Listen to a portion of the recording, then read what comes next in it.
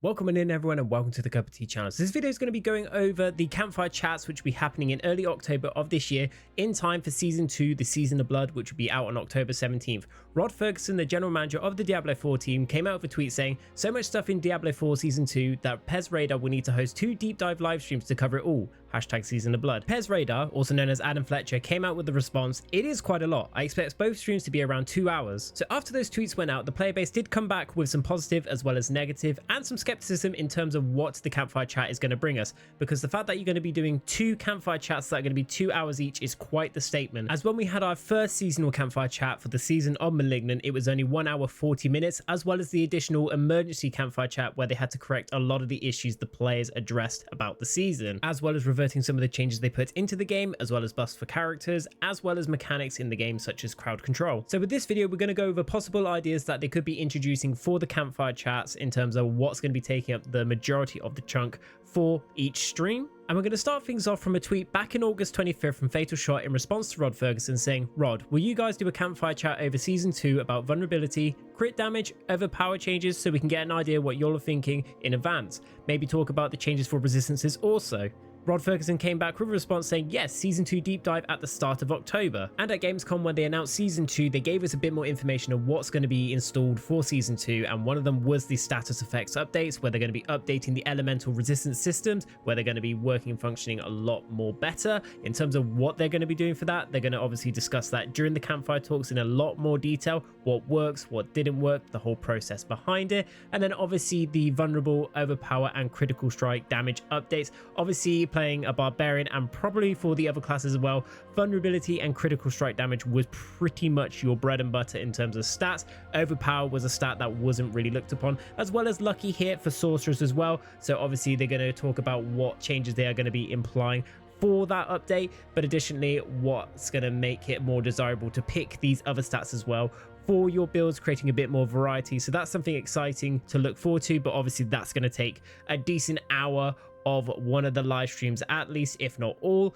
but we'll find out obviously at early October. And to the side here, they're going to be making updates to the gem and stash system, so gems no longer take up space in your inventory and stash can be searched and filtered. Although updates that are going to be quality of life improvements, that's not going to take much of the live stream itself. And before we go into the end game boss section, which will be another main talking point for the campfire chat, we're going to quickly go over the renown rewards. So if you've already been playing Diablo 4 and collected your altars of Liliths, that would have contributed some points towards your renown at the start of every season, but you would still have to farm some side quests as well as dungeons to be able to capitalize and maximize to gain access to your potion charges as well as skill points, paragon points, as well as your obol cap. Even with this change, it still didn't feel quite enough, especially the fact that you have to do this for every single character for the season, capping out that maximum renowned. So Blizzard are going to address during the campfire talks that they are going to instead, once you complete the renowned, you will then have it permanently unlocked for every single season, which is going to be a lot more beneficial for the player base as well. And this will be another main talk for the campfire chats in terms of 5 endgame bosses, where it's going to allow us to target farm uber uniques. So uber uniques were a very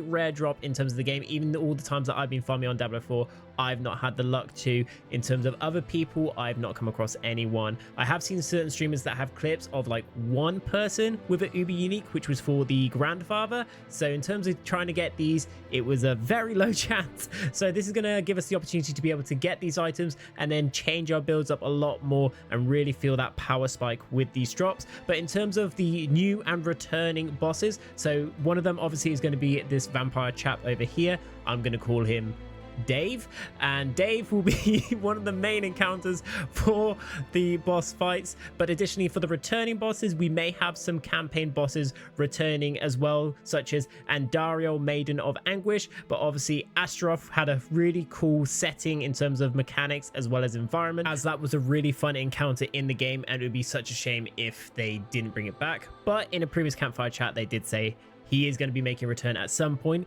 Will it be season 2? We'll definitely find out. And then lastly, obviously the actual season 2 campaign in itself. So beforehand in season 1, the season of Malignant, we helped Cormond with the Malignant Hearts, and we had the Malignant Heart mechanic where the powerful gem could be slotted into your jewelry, rings, necklaces. And for season 2, even though we haven't had much information, we do know we're going to be receiving some vampiric powers and working alongside Eris in terms of her story.